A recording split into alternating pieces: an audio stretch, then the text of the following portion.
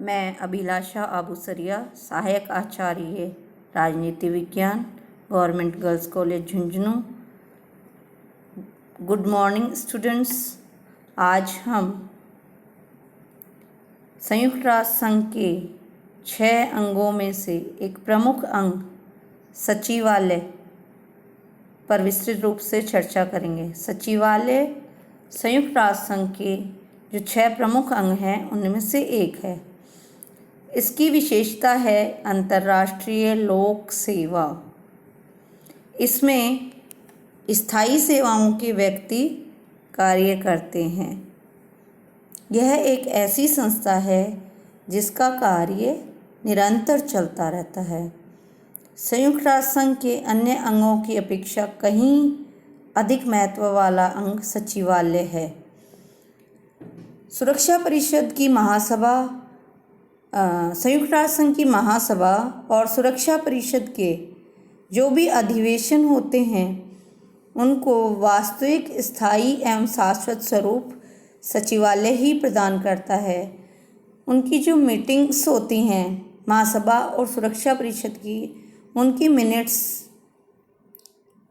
सचिवालय द्वारा ही संग्रहित की जाती हैं।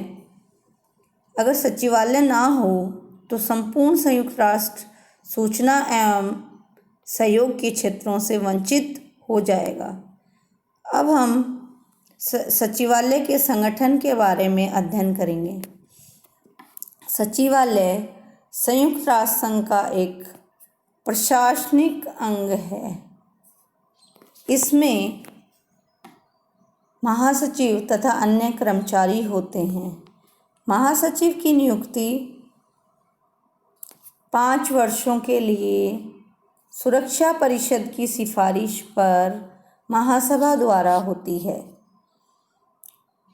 और महासचिव का वार्षिक वेतन $20,000 है।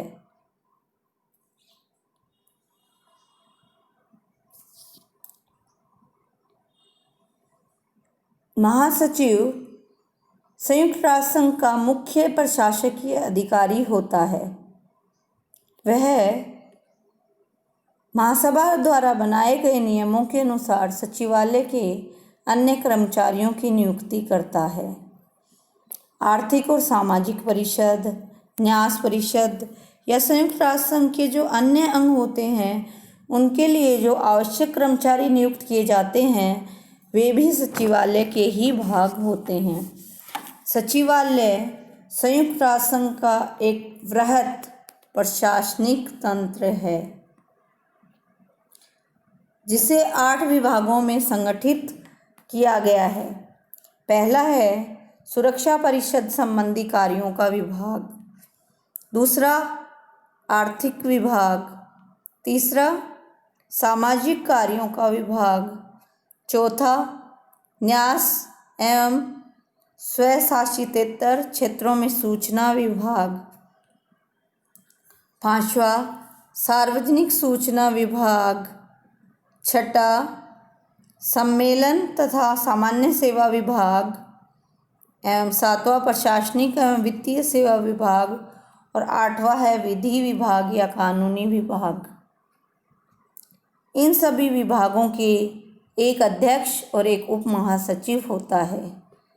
अब हम संयुक्त राष्ट्र संघ के सचिवालय के प्रमुख, जिसे महासचिव कहा जाता है, जो कि संयुक्त राष्ट्र संघ का मुख्य प्रशासकीय अधिकारी होता है, उसके बारे में चर्चा करेंगे। महासचिव केवल सचिवालय का ही अध्यक्ष नहीं है, वरन वह संपूर्ण संयुक्त राष्ट्र संघ के कार्यों का सूत्रधार कहा जा सकता है। उसे सचिवालय का मुख्य संचालक भी कह सकते हैं। यह प्रमुख प्रशासनिक अधिकारी होता है। सचिवालय का प्रमुख प्रशासनिक अधिकारी होता है और जो अन्य कर्मचारी हैं सचिवालय के, उनकी नियुक्ति भी महासचिव द्वारा ही की जाती है। महासचिव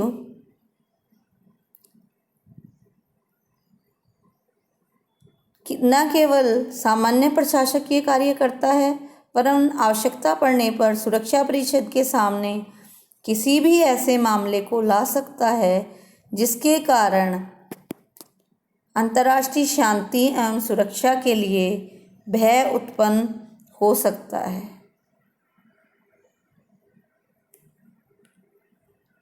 इस प्रकार यह प्रशासकीय कार्य तो करता ही है, लेकिन अंतर्राष्ट्रीय शांति एवं सुरक्षा के लिए भी इसका महत्वपूर्ण योगदान है।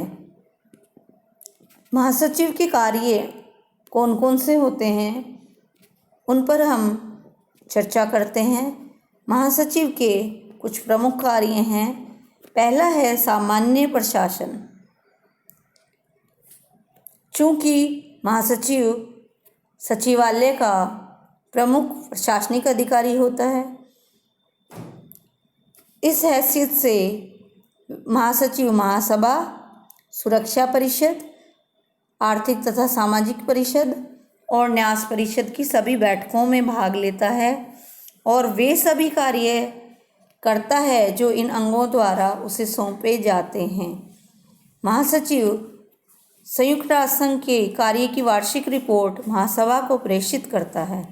वह कुछ तकनीकी कार्य भी करता है, जैसे जो भी तकनीकी कार्य उसे महासभा, सुरक्षा परिषद, आर्थिक एवं सामाजिक परिषद एवं अन्य अंगों द्वारा सौंपे जाएं, उन सभी की अध्ययन, रिपोर्ट, सर्वेक्षण आदि ऐसे तकनीकी कार्य भी महासचिव संपादित करता है।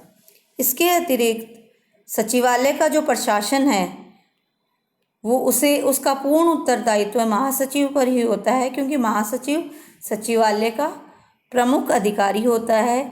जैसा कि हम पहले भी चर्चा कर चुके हैं कि वह प्रमुख प्रशासनिक अधिकारी होता है और अन्य कर्मचारियों की नियुक्ति भी महासचिव ही करता है।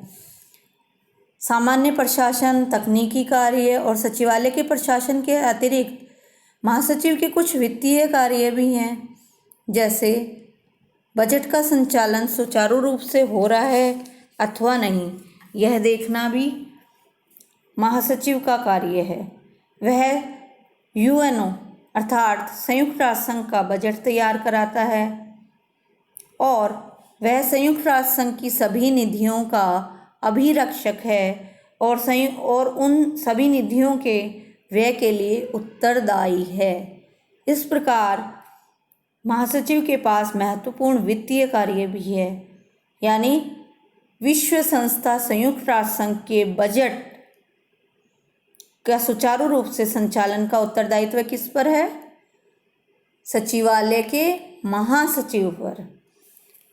अगला है प्रतिनिध्यात्मक कार्य। महासचिव एक प्रतिनिधि के रूप में भी कार्य करता है।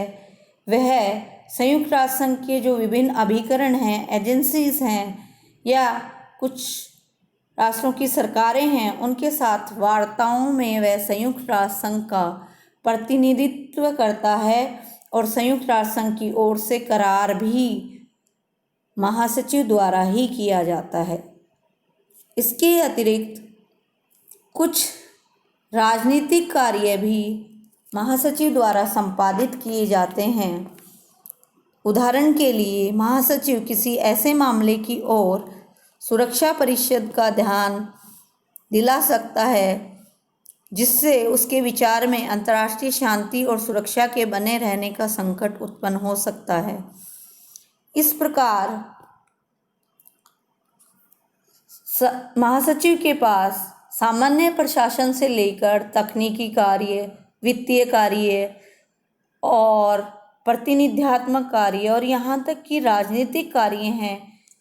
इन वजहों से वह संयुक्त राष्ट्र संघ का प्रधान राजनीतिक अभिकर्ता भी बन गया है और उसकी भूमिका का बहुत अधिक विकास हुआ है।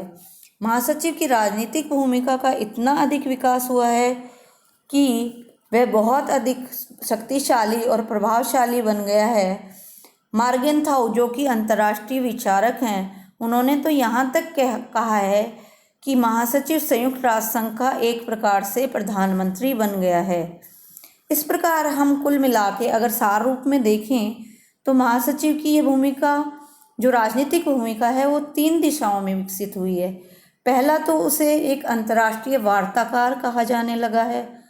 दूसरा, अनेक अवसरों पर वह प्रतिष्ठा रक्षक सूत्रों के रचयिता के रूप में सामने आया है, जिसे विवाद के विभिन्न पक्षों ने सम्मानजनक रूप से स्वीकार किया है। और तीसरा, उसे विश्व की आत्मा की आवाज़ का संरक्षक, विश्व की आत्मा की आवाज़ का संरक्षक कहा गया है। इस प्रकार महासचिव की भूमिका बहुत ही अधिक शक्तिशाली है। संयुक्त राष्ट्र संघ के सचिवालय का वह प्रमुख प्रशासनिक अधिकारी है।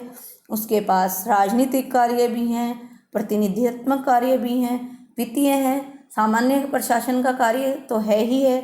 उसके अतिरिक्त वह कुछ तकनीकी कार्य भी संपादित करता है और उसकी भूमिका बहुत अधिक महत्वपूर्ण है। उसके अधिकार बहुत अधिक व्यापक हैं। आज के लिए इतना ही। धन्यवाद।